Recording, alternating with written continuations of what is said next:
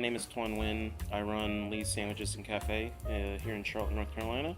We do basically Vietnamese banh mi's, which is Vietnamese sandwiches here.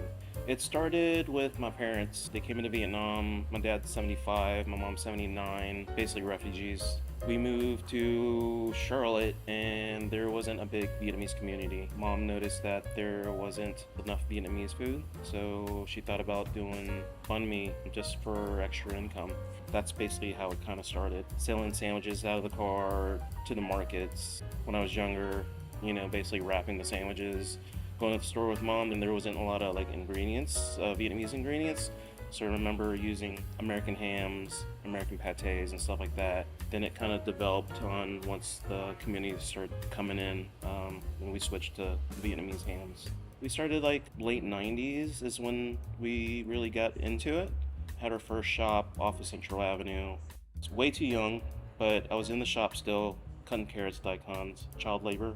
My parents didn't spend too much time with me, so they sold the shop. Basically, mom and dad went back to corporate. And then mom got tired of it, wanted to do more cooking. So she set up a cart in, used to be called the Overseas Market off of South Boulevard.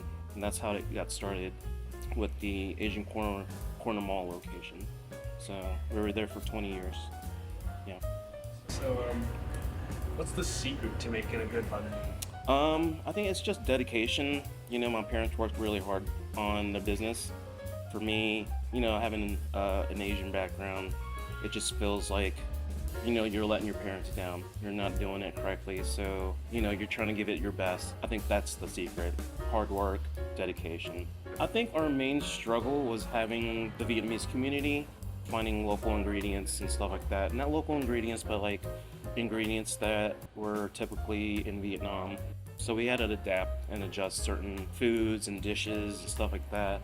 As the city grew, more of those ingredients were able to come in Charlotte, which was good. But I think the main issue was having the ingredients that we needed, and being in the South, it was a little tough because of the culture. The Bible Belt, it was a little different. So a lot of people didn't want to experience, or they were standoffish to kind of try different foods or ethnic foods. We've been in Charlotte for 20 plus years. My parents developed their customer base.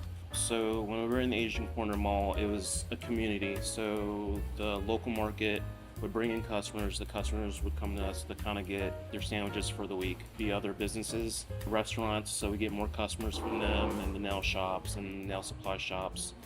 But since Asian Corner Mall was purchased and being torn down and losing that community, it's been kind of tough for us to kind of rebuild. It was an abrupt closing, so a lot of people thought we were gone permanently. We didn't exist anymore. We couldn't get the word out fast enough because it was an abrupt closing. So my parents been here long enough that we're kind of known. Even though we lost that customer base because of the abrupt closing, we still have customers outside of the city. And then with technology and social media, we were able to let people know. It's a little different just because it feels like banh mi is starting to get saturated here in Charlotte. It's just different because we were the first and only one in Charlotte for a while. Once Anthony Bourdain kind of spoke to the world about banh mi, it became a trendy thing. It wasn't a trendy thing for us during the 90s or 2000s. It's just the way that we needed to make a living. And now it's just a trend, and everybody's hopping on that trend bandwagon. Just like with bubble tea shops, you see them everywhere in the corner now. It's just different. It kind of makes the city kind of not unique because you see so many of them now. But we just gotta stand out, with the decorations here, our foods. We want to keep it traditional, kind of different from what the trendy banh mi's are doing. It's how we adjust and go with the flow now. So we've been in Charlotte long enough. A lot of the original Charlotte restaurants aren't around anymore. So I want Charlotte and the people to know that we're the OGs.